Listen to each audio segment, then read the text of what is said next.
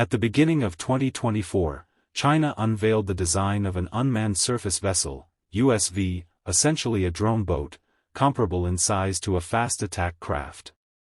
It is designed primarily for operations in shallow waters and coastal areas, and notably, it also offers air defense capabilities. The vessel is developed by the China State Shipbuilding Corporation, CSSC. The primary objective behind this development is to enhance the Navy's A2/AD, anti-access/area denial, capabilities, aimed at keeping enemy forces at a distance from critical areas. This vessel has been named the A2000 Thunderer. Equipped with surveillance, reconnaissance, air defense, and surface warfare capabilities, the A2000 Thunderer can also control smaller drone boats.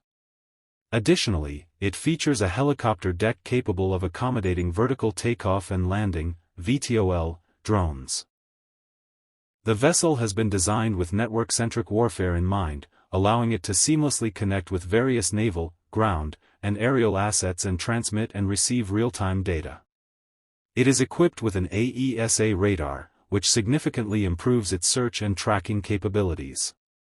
Moreover, the ship features an 8-cell vertical launch system, VLS, expected to house HQ-10 series surface-to-air missiles, enabling it to intercept airborne threats.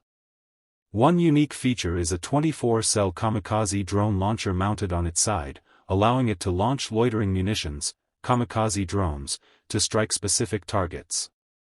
Because of this, the vessel does not carry anti-ship missiles.